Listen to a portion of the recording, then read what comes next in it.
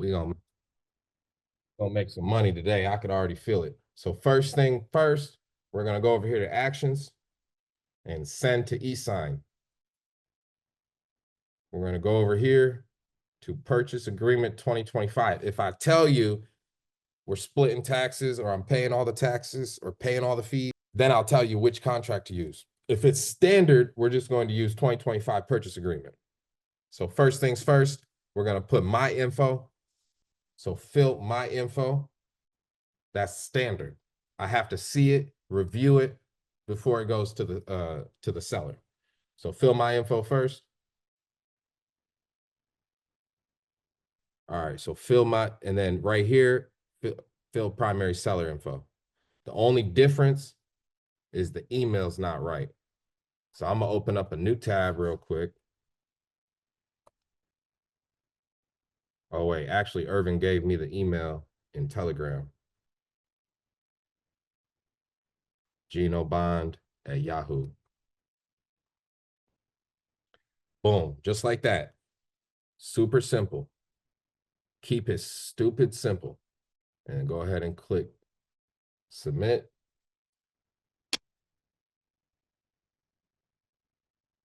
All right, so now we're gonna get into the fine details. So now I like to use PropStream.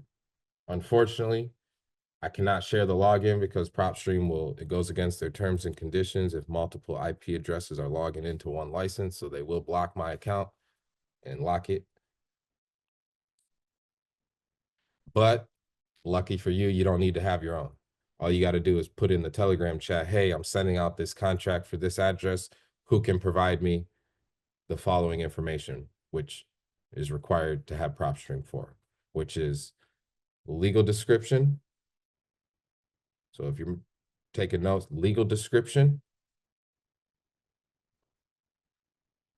and warranty deed holder.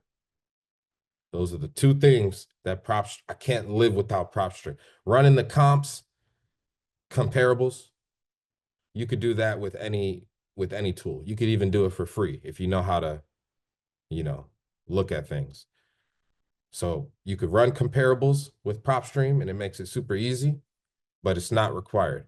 The things that are required and the reasons I can't live without PropStream are warranty deed, confirmation, making sure that the person I'm buying the property off of owns the warranty deed. If they don't own the warranty deed, there's nothing for me to really talk about. And then I want to get the legal description. But like I said, if you're in the Telegram chat, we'll provide this to you pretty quickly. If I'm in front of a computer, I'll give it to you. If Colleen is in front of a computer, she'll give it to you. If Joshua is in front of a computer, he'll give it to you. Jonathan, he can give it to you. But I highly recommend if you ever want to grow your own business and you want to get more involved in real estate, definitely get a PropStream account. It's about 119 USD per month. All right, so first thing I'm going to do is copy over this address. Or actually, I'll just type it in, 19345.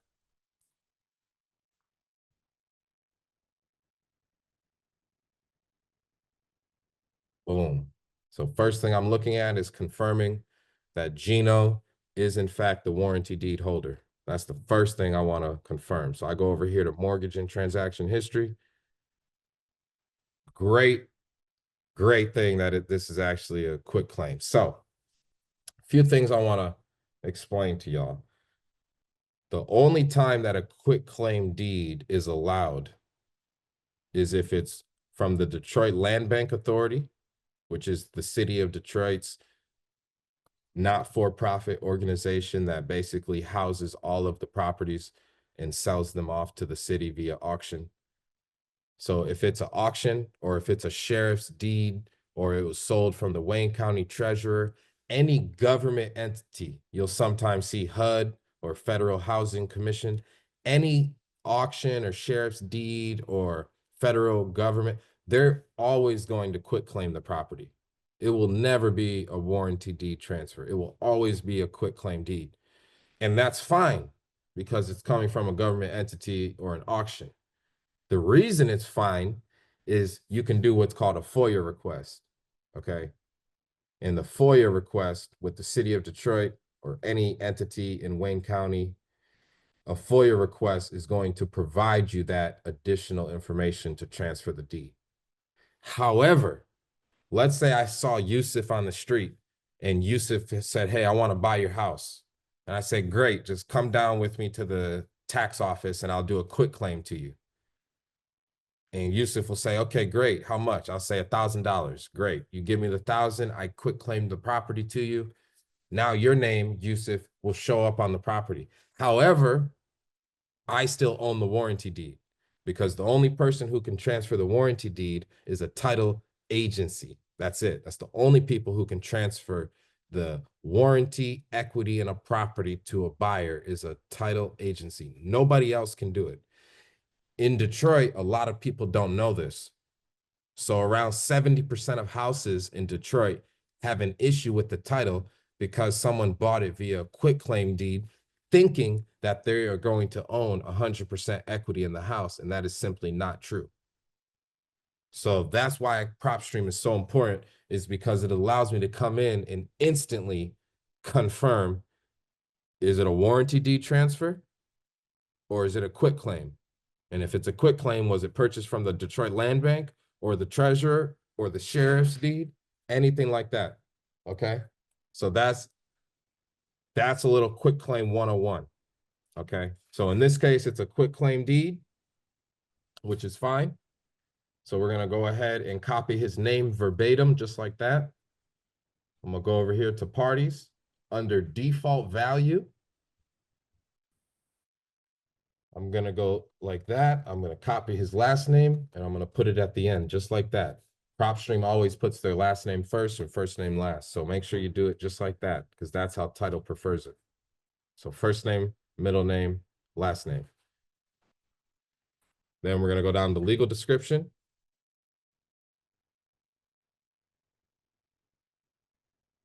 Copy this legal description. It's a pretty long one right here. If you ever see this, property exempt from ad valorem taxes and assessed on the special act roll pursuant to P, don't copy that. So only copy this right here. This is the actual legal description. So we're gonna go ahead and copy that.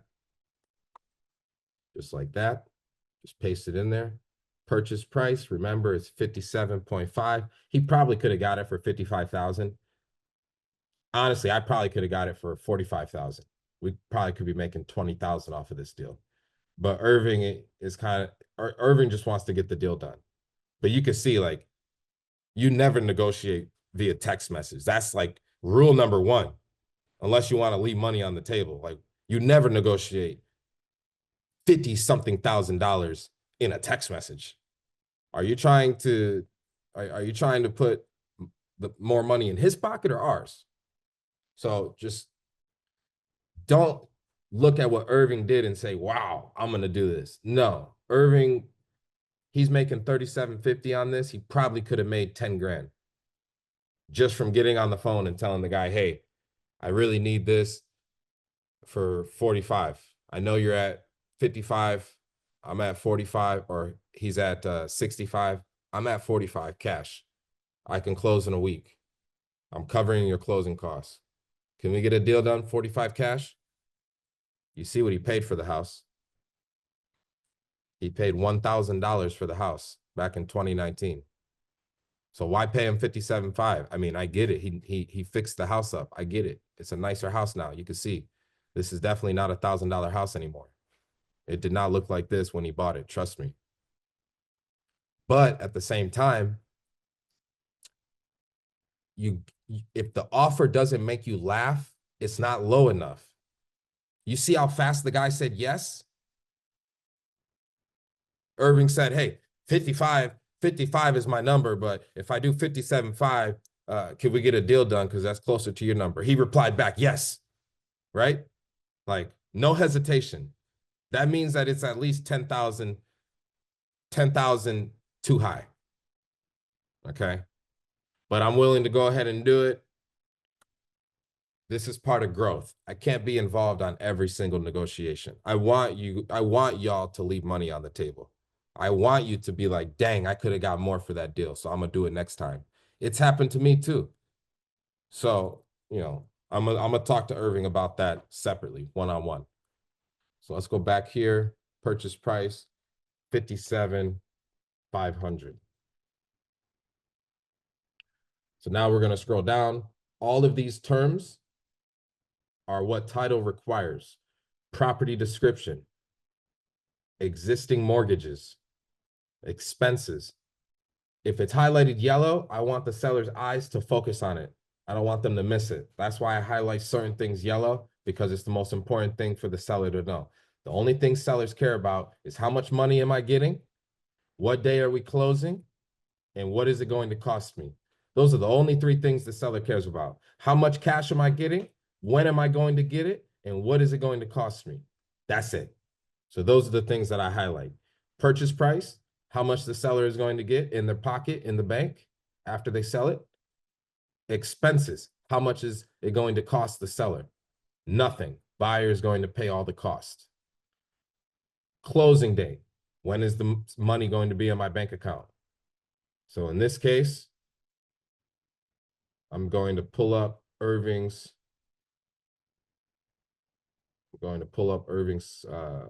photo that he sent. And it should have all those terms on it.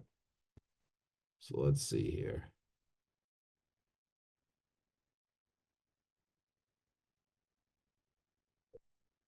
April 16th. Perfect. So April 16th, not bad at all. So April 16th. It's always good to stack deals up, It's like 2 weeks away. It'll come quick. So April 16th, always put it in numerical form. So 4/16/2025. And then we got other agreements. Time is of the essence. Prohibition, acceptance. So this is for me. Seller doesn't really care about this. This is for me. So we're going to do seller must sign by 4/6/2025. So I'm gonna give them like 3 days to sign it and review it. Since closing is a couple weeks away, there's no point in me rushing him to sign it. So give him 3 days to review it. Additional terms if needed. You can also push this down and add additional terms. There's some situations recently where I had to add additional terms because it was a multi-property scenario, like the one on Plainview and Manchester.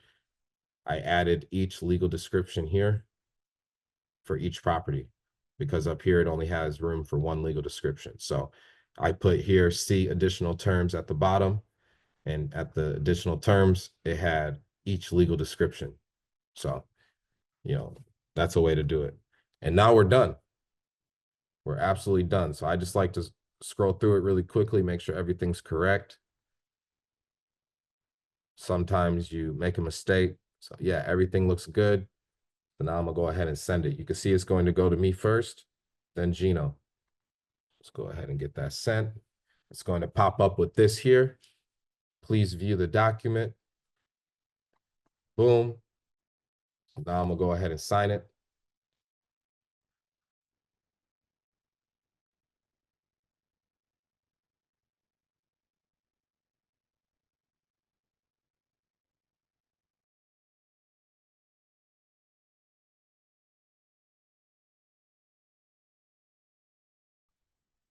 All right, so let's go ahead and sign this here. Boom. So now I signed it. So now it went to him. You can refresh this here and it'll actually show you that I signed it. So under eSign here, you can see that it partially signed.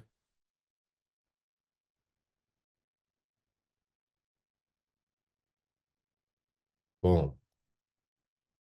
19345 Archdale Street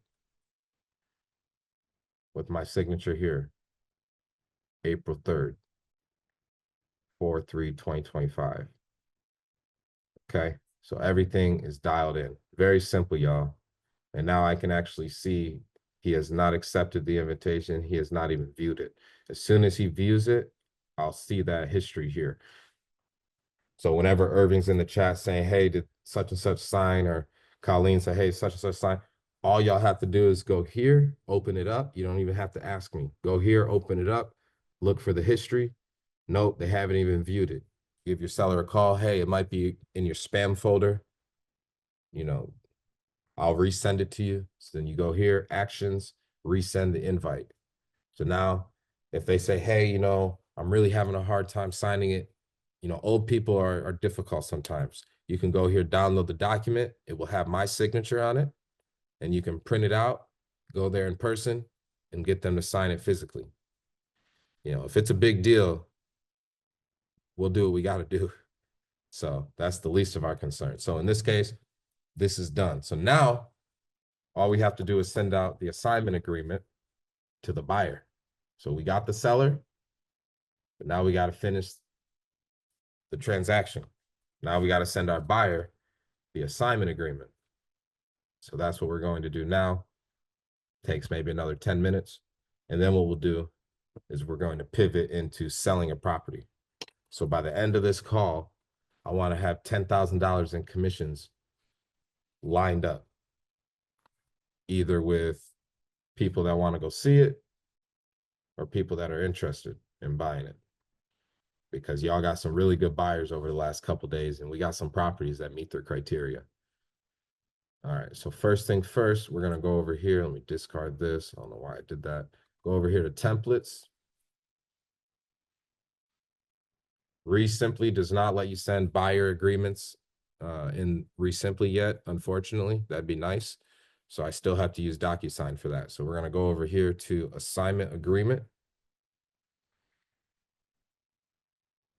I know this stuff is boring, but you have to learn it. If you don't know contracts in real estate, I see Ashton didn't sign.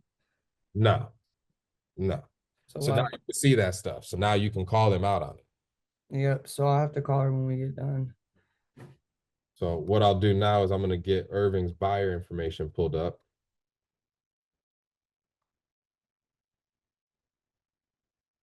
Tina Sims.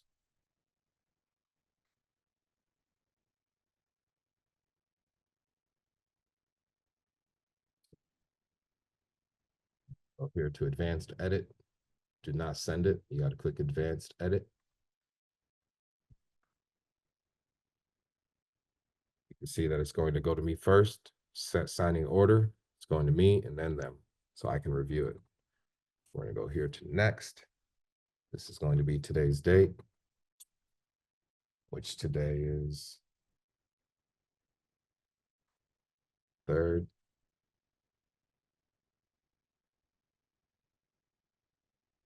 That DBT properties. Yep. And then this property address is going to be this address on Archdale. That.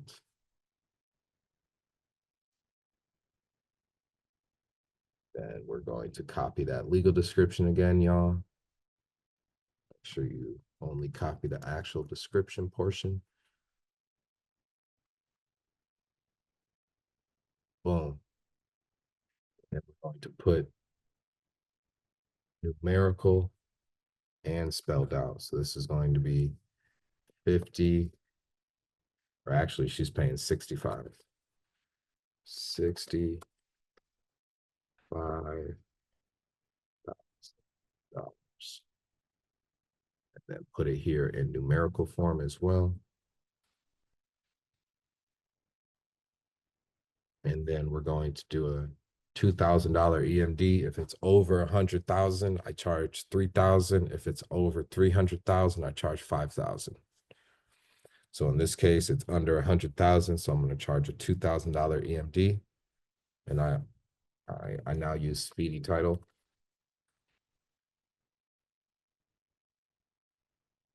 And then I'm going to make the buyer has to sign by, like this buyer, if they're serious, I'm going to make them sign by the 5th. 4/5/2025.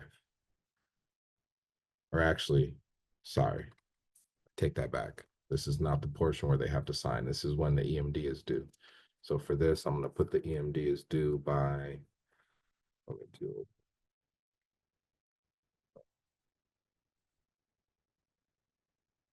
April 10, 4/10, 5 by 6 p.m. And then assignee agrees to close. They want to close on the 16th of April. So 4/16/25. And then they have to sign it by,